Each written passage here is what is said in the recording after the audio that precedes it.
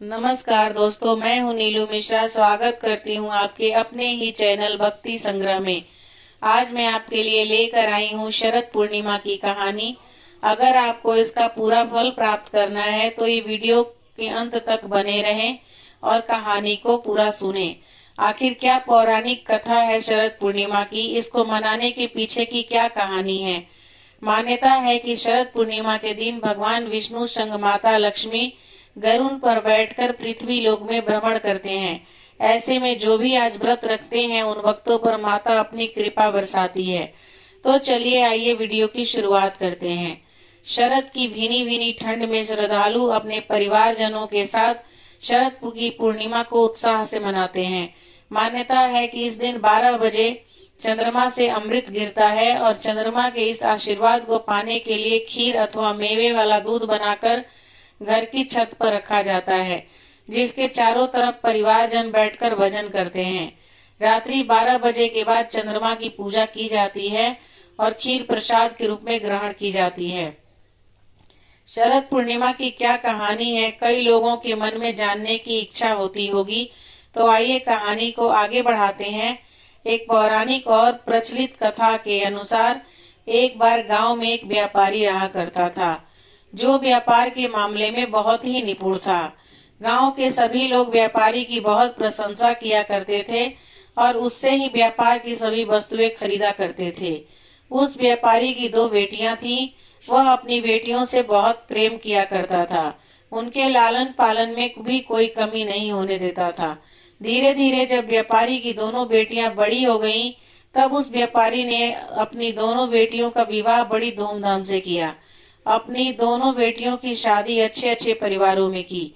व्यापारी की बड़ी बेटी को पूजा पाठ में अत्यधिक रुचि थी और उधर व्यापारी की छोटी बहन बेटी को पूजा पाठ में कोई भी रुचि नहीं थी। शादी के बाद व्यापारी की दोनों बेटियों ने माता शरद पूर्णिमा का व्रत रखना शुरू कर दिया। व्यापारी की बड़ी बेटी बहुत ही ध्यान पूर्वक और मन लगाकर शरद पूर्णिमा की पूजा की तैयारी करती थी और उपवास रखा करती थी। उधर व्यापारी की छोटी बेटी शरद पूर्णिमा की पूजा तो करती थी, लेकिन वह सारे काम को आधा अधूरा करती थी। व्यापारी की छोटी बेटी ने कभी भी शरद पूर्णिमा की पूजा संपन्न करी ही नहीं थी। उधर व्यापारी की बड़ी बेटी ने हमेशा से शरद पूर्णिमा की पूजा मन लगाकर की थी और उसको संपन्न भी किया था, जिसके फलस्वरूप व्यापारी की छोटी बेटी के कोई संतान नहीं थी। जब भी कोई संतान होती तो वह तुरंत मर जाता और उधर व्यापारी की बड़ी बेटी को संतान की प्राप्ति हुई और उसके बच्चे सही सलामत और स्वस्थ हुए। यह देखकर यह व्यापारी की छोटी बेटी बहुत परेशान हो जाती है और उसने एक ब्राह्मण के पास जाने का निर्णय किया। जब व्यापारी की छोटी बेटी ने ब्राह्मण के पास जाकर उनसे पूछा कि महाराज, मेरे जब भी कोई संतान होती है वह मर क्यों जाती है, और मेरी बड़ी बहन की जब भी कोई संतान होती है तो वह स्वस्थ रहते हैं, ऐसा मेरे साथ क्यों होता है। जिसके बाद उस ब्राह्मण ने व्यापारी की छोटी बेटी से कहा कि तुमने जो अपराध किया है उसका फल तुमको मिल रहा है, जिसके कारण तुम्हारी कोई भी संतान नहीं है, वह मर जाता है। यह सुनकर वह आश्चर्यचकित हो गई और तभी व्यापारी की छोटी बेटी ने ब्राह्मण से पूछा कि कैसा अपराध हुआ है, मुझे आप बताइए।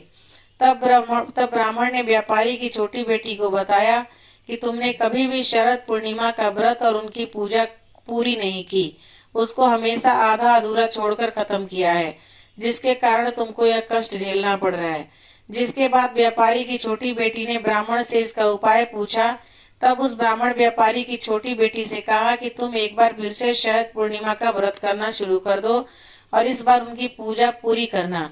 जिसके बाद व्यापारी की छोटी बेटी ने ब्राह्मण की बात मानकर शरद पूर्णिमा की पूजा करने का तैयारी करने लगी और व्रत भी रखा। इस बार पूजा संपन्न भी की, लेकिन हर बार की तरह इस बार भी जब व्यापारी की छोटी बेटी को संतान की प्राप्ति हुई, तब वो उसकी संतान एक बार फिर से जन्म के बाद मर गई, जिसको देखकर वह बहुत क्रोधित हो गई। जिसके बाद उसने अपनी बड़ी बहन को अपने घर बुलाया ताकि वह उससे बदला ले सके कि मेरे साथ ही ऐसा क्यों होता है।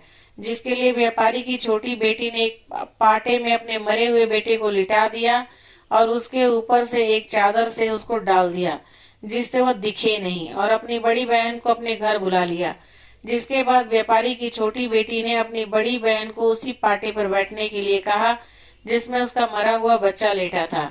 जैसे ही उसकी बड़ी बहन उस पाटे में बैठने लगी तब उसको कुछ अजीब लगा, जिसको देखने के लिए वह उठी और उसने देखा कि नीचे तो एक बच्चा लेटा है, जिसको व्यापारी की बड़ी बेटी ने छुआ तो वह मरा हुआ बच्चा जोर जोर से रोने लगा।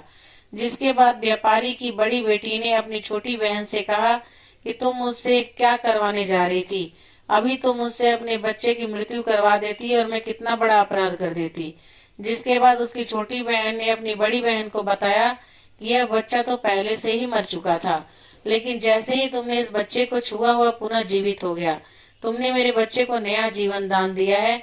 यह चमत्कार देखकर सभी लोगों ने भी शरद पूर्णिमा का व्रत और पूजा करना शुरू कर दिया।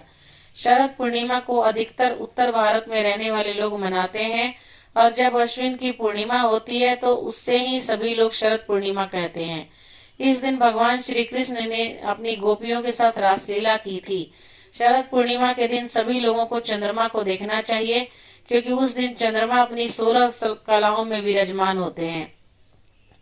तो दोस्तों, ये रही शरद पूर्णिमा की कहानी। तो आपको शरद पूर्णिमा की ये कथा और जानकारी कैसी लगी, मुझे कमेंट करके जरूर बताइएगा। उम्मीद करती हूँ कि आपको यह कहानी रोचक लगी होगी। यह सूचना सिर्फ मान्यताओं और जानकारियों पर आधारित है जो मैंने आप तक पहुंचाने की कोशिश की है। अगर आपको मेरी दी हुई वीडियो अच्छी लगी तो मेरे चैनल को जरूर सब्सक्राइब कीजिएगा, ताकि जब भी कोई नया वीडियो मैं आपके पास डालूं आप लोगों के पास नोटिफिकेशन जाए